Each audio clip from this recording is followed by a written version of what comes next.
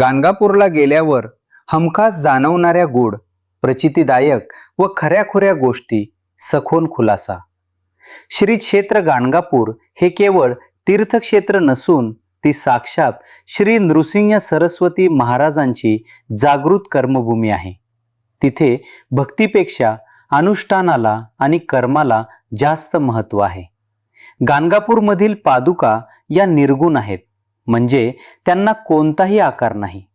पण जेव्हा भक्त त्या पादुकांसमोर नतमस्तक होतो तेव्हा अनेकदा कपाळाला किंवा हातांना एक सूक्ष्म उष्णता किंवा विजेसारखी स्पंदने जाणवतात. हा केवळ भास नसून त्या निर्गुण पादुकांमध्ये साक्षात महाराजांचे सगुण चैतन्य आजही श्वास घेत असल्याचा तो जिवंत पुरावा आहे. संगमावर स्नान करताना जेव्हा डोक्यावरून पहिले पाणी घेतले जाते तेव्हा शरीरातून एक मोठी वीज गेल्यासारखा किंवा दचकायला झाल्यासारखा अनुभव येतो. हे साधे स्नान नसते. या पाण्यात डुबकी मारताच तुमच्या शरीराभोवती असलेले नकारात्मक ऊर्जेचे जाळे आणि अनेक जन्मांची पापे अक्षरशः कापली जातात, ज्यामुळे शरीर एकदम हलके वाटते. गाणगापूर हे करणी बाधा आणि वाईट शक्ती नष्ट करण्याचे सर्वात मोठे केंद्र आहे. दर्शन रांगेत किंवा आरतीच्या वेळी अनेकदा आजूबाजूचे काही लोक अचानक विचित्र वागू लागतात, रडतात किंवा किंचाळतात. हे पाहून भीती वाटण्याऐवजी महाराजांचे नृसिंह तेज किती प्रखर आहे आणि वाईट शक्ती तिथे कशा भस्मसात होतात याची ती अंगावर काटा आणणारी प्रत्यक्ष प्रचिती असते. भस्म टेकडीवर चालताना पायाला जो मऊ स्पर्श होतो तो मनातील अहंकार पूर्णपणे गाडून टाकतो. तिथे उभे राहिल्यावर डोक्यातील विचारांची चक्रीवादळे एकदम थांबतात. कितीही मोठा ताण असो, तिथे गेल्यावर मी काहीच नाही ही शून्यावस्था प्राप्त होते आणि हीच खरी साधनेची पहिली पायरी आहे. गाणगापूरमध्ये 5 घरी भिक्षा माधुकरी मागण्याची परंपरा आहे. जेव्हा भक्त झोळी पसरून दुसऱ्यासमोर उभा राहतो आणि तो कोरडा प्रसाद ग्रहण करतो तेव्हा अचानक घशात आवंढा येतो आणि डोळ्यातून पाणी वाहू लागते. हे अश्रू दुःखाचे नसतात, तर आपल्यातील मीपणा गळून पडल्याचे आणि महाराजच आपल्याला भरवत आहेत या जाणीवेचे ते अश्रू असतात. अनेक भक्तांना असा अनुभव येतो की घरावरून किंवा जमिनीवरून वर्षानुवर्षे चाललेले वाद, कोर्ट कचेऱ्या किंवा कुटुंबातील कलह, नोकरी अथवा व्यवसायातील समस्या गाणगापूरच्या एका दर्शनानंतर आश्चर्यकारकरित्या मिटू लागतात. महाराजांच्या दरबारात जणू काही अदृश्य न्यायनिवाडा होतो आणि आर्थिक प्रश्न मार्गी लागून घरात पुन्हा शांतता प्रस्थापित होते. संगमावरील महाराजांच्या आवडत्या औदुंबर वृक्षाखाली बसून नामस्मरण करताना अनेकांना नकळत एक डुलकी किंवा समाधी अवस्था लागते. या अवघ्या 5 ते 10 मिनिटांच्या योग निद्रेत शरीराचा संपूर्ण थकवा निघून जातो आणि अनेकदा याच सूक्ष्म अवस्थेत भविष्यातील घटनांचे संकेत किंवा महाराजांचे दर्शन घडते. गाणगापूर हे जुने, त्रासदायक आणि टॉक्सिक ऋणानुबंध तोडण्याचे ठिकाण आहे. दर्शन घेऊन परतल्यावर अनेकदा स्वार्थी माणसे आपोआप आयुष्यातून दूर जातात आणि अतिशय सात्विक, उच्चशिक्षित आणि सुसंस्कृत विचारांच्या व्यक्ती आयुष्यात प्रवेश करतात. ही महाराजांनी आयुष्याची केलेली स्वच्छता असते. दुपारी 12 वाजता जेव्हा गाणगापूरच्या मंदिरात महाआरती सुरू होते आणि घंटाशंखाचा नाद घुमू लागतो तेव्हा तो आवाज कानातून नाही तर थेट काळजातून आरपार जातो. त्या नादात इतकी ताकद असते की आपल्या हृदयाची स्पंदने त्या आरतीच्या लयीशी एकरूप होतात.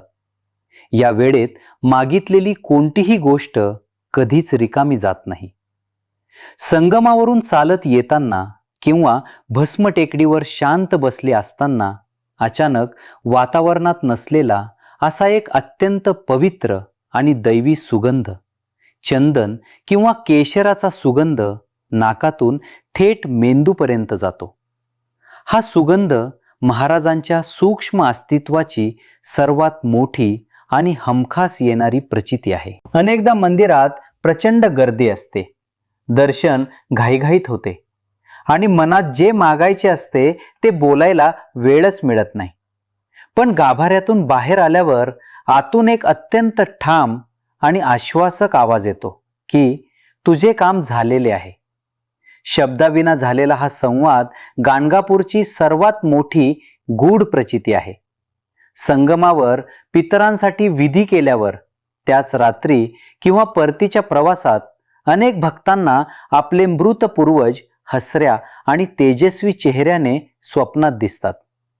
पिढ्यानपिढ्यांचा पितृदोष नष्ट झाल्याची आणि त्यांना महाराजांच्या चरणी जागा मिळाल्याची ती साक्षात ईश्वरी पोचपावती असते.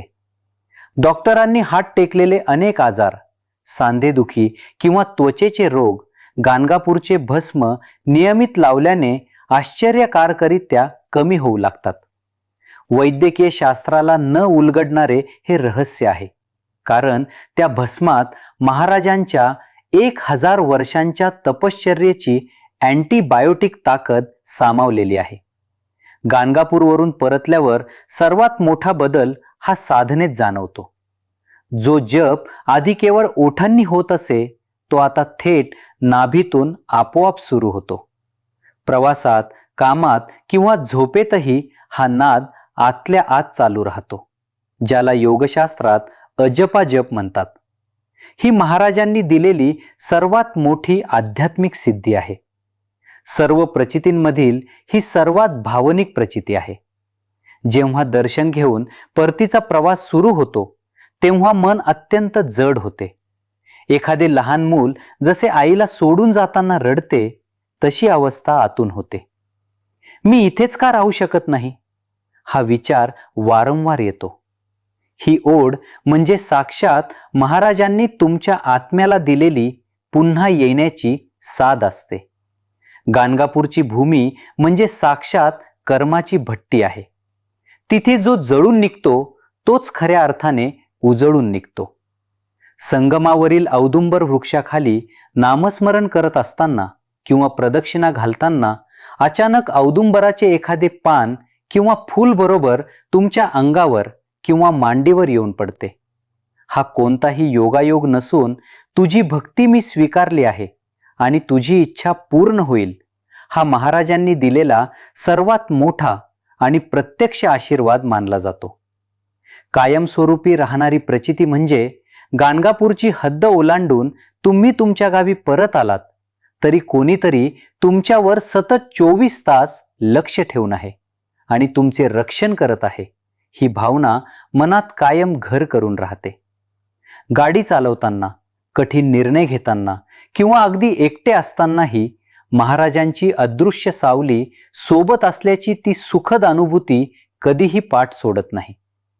गाणगापूरची अनुभूती म्हणजे कल्पनेचा खेळ नाही, तो साक्षात नृसिंह सरस्वतींच्या जिवंत अस्तित्वाचा आणि कर्माच्या शुद्धीकरणाचा दैवी चमत्कार आहे.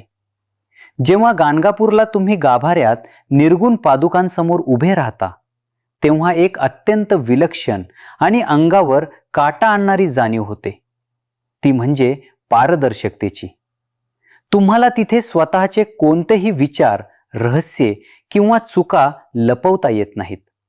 जणू काही महाराजांची नजर तुमच्या अस्तित्वाच्या आरपार जात आहे आणि तुमचे संपूर्ण अंतरंग स्कॅन केले जात आहे, अशी ती पूर्ण शरणागतीची भावना असते. भीमा अमरजा संगमावर स्नान करताना जेव्हा तुम्ही पाण्यात डुबकी मारता तेव्हा बाहेरील जगाचा सर्व कोलाहल एका सेकंदात थांबतो आणि त्या पाण्याच्या आत एक अत्यंत सूक्ष्म घुमणारा ओम किंवा दिगंबरा असा नाद जाणवतो. तो नाद कानांना नाही तर थेट आत्म्याला ऐकू येतो आणि तो एक क्षण तुम्हाला साक्षात गर्भावस्थेतील शांततेची प्रचिती देतो. गाणगापूरच्या गल्ल्यांमध्ये किंवा भस्म टेकडीवर फिरताना अनेकदा असा एखादा वेडावाकडा किंवा सामान्य वाटणारा भिक्षेकरी भेटतो, जो तुमच्याकडे काही मागतो किंवा अचानक असे एखादे वाक्य बोलून जातो जे तुमच्या कित्येक दिवसांच्या गुंतागुंतीच्या प्रश्नाचे थेट उत्तर असते.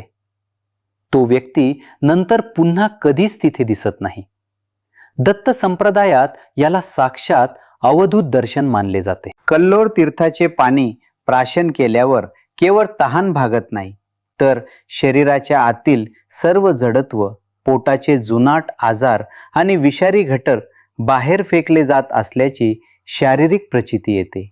हे पाणी म्हणजे साक्षात संजीवनी आहे, जी शरीराला आतून अक्षरशः धुवून काढते आणि एक नवीन हलकेपणा देते.